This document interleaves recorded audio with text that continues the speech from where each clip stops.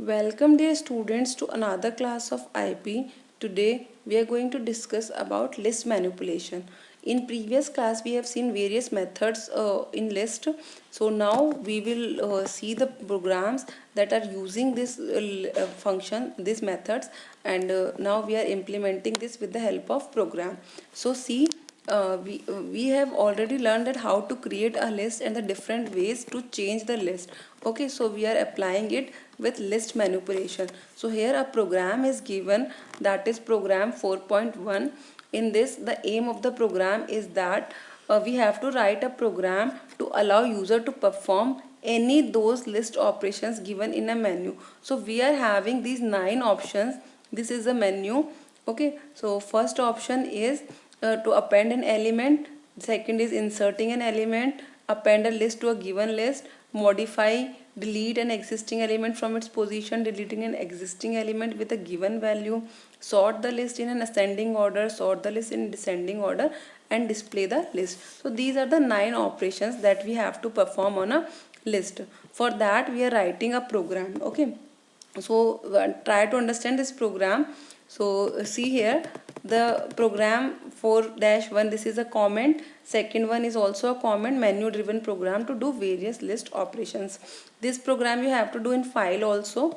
Okay, practical record file. So see here, I am explaining step by step, and then I will show you this in a practical way also. We have created a list, that is my list. Name of the list is my list. In this we are having 5 elements. So this is a list that is having these 5 elements: 22, 4, 16, 38, 13. You can write any element, other elements also, but we have taken this as an example here. So in comment it is written what this thing is doing. It is just creating a list. So this is a way to create a list. So my list having 5 elements. Okay, we have taken a variable with the name choice. Okay, choice is a variable that will provide us these different choices. 1 to 9 we are having these options, so we have given this as a name choice variable. Okay, and initially we have assigned it a value 0, because for using a variable we have to declare it and we have to give a value also. So here we are giving it a value 0. Okay, declaration and initialization, this step is that. Okay, so here we are using for loop for this. So this for should be small. Okay, it is written in a wrong way, it is not capital, it will not execute in this way. Okay, attempt is the name of variable that we are writing. In is a membership operator, range is a method, and we have given 3 as a value. Okay, so it will go from 0 to 2 value. Okay, 1 less than 3, and after that this is a colon value. So what we are writing is, we are just printing a statement, that is attempt number, and then we are providing an attempt. Okay, so attempt can be 0, 1, 2, like that. Okay, and then after that we are just printing a message, this list, my list has the following elements. Okay, here we are have 5 elements now, so the range is 0 to 4, sorry. Okay, so see here, the next thing we are having is print method. So print this method, this will print the list, my list has following elements, and then it will just display the list. Okay, and after that we are just printing n list operation. This n, this slash n means next line. Okay, list operations, which operation you want to select. So these are the operations: print 1 for appending, second for inserting a value. These options we are writing in this way. Third is append a list, modify value. Those all the 9 options we are just writing it in a print statement. Okay, with a number. Okay, this is 8 and this is 9. The alignment is not proper here, it should be aligned here. Okay, then now we are taking a variable choice variable. In this we are just changing its value. We are asking from user to put a choice from 1 to 9. Initially we have given choice as a 0, but then we are asking from user that which choice a user want to enter from 1 to 9. Okay, then first choice is append element. Okay, so we are checking a condition here.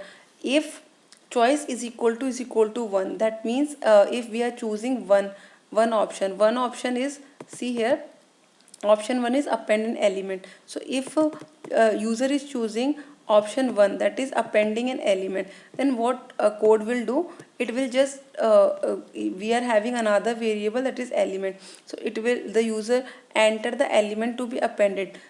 It will give a message like this, enter the element to be appended, then whatever user is writing, that like 14, 15, 16, that particular value is evaluated, and eval is a method that take values as an but whatever we are writing in a string, it just evaluate that thing, and then it assign this to this. So suppose I am writing 16, so 16 is assigned to this element, okay, this element value variable, okay, and then my list dot append bracket element, so this element is added with this append method in the existing list, and then we are just printing the element has been appended, this message, okay. So this is for appending element. Similarly, second option, if user is writing 2, then this code is skipped because we are not writing in code 1, so it will go to this option.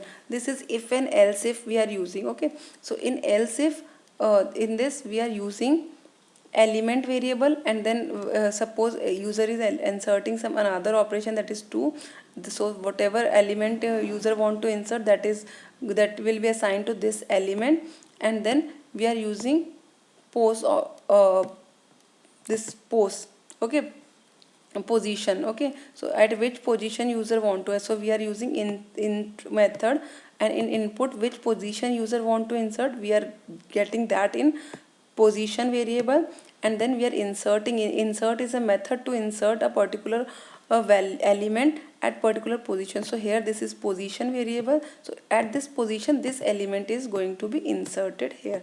So after inserting, this message will be displayed. So this is about inserting an element. After this we are having third choice. Similarly, this will also work for appending a list to the given list. So here we are appending a list, here we are appending an element, and here we are appending a list. So like this we can, here we are using extend method, for adding list we are using extend method. So this is the same way.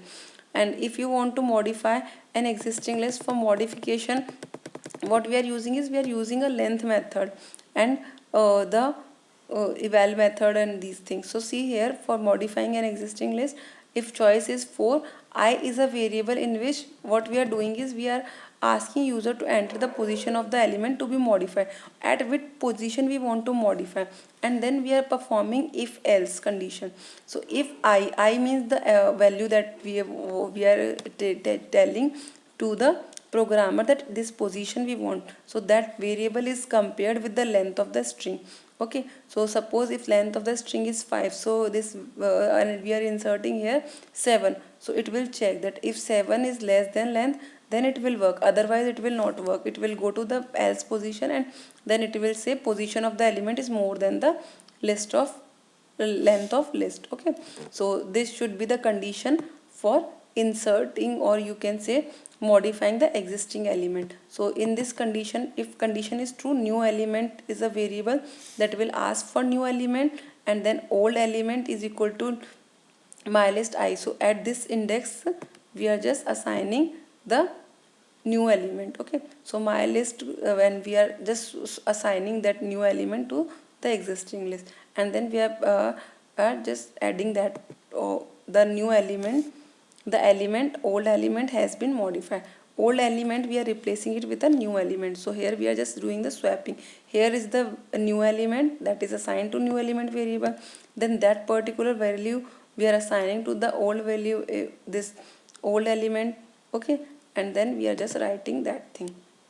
So in this way we can just modify the existing value. And for delete we are just using pop option, okay. So pop method we are using, here is the choice, it will check that length of the element, and then it will just check these conditions, okay.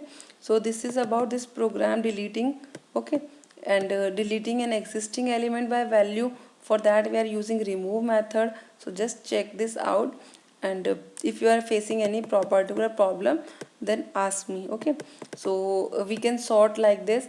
If else if condition we are using 7, and then we are directly using sort method, then it will display that the method is sorted. And similarly for descending and ascending order, we are just writing reverse true, then it will sort in reverse order. And if you want to just display the list, then just choose the 9 option, and then print the list is my list, and else choice is not available. If this option is not proper, then by default this message will be printed. Now in this program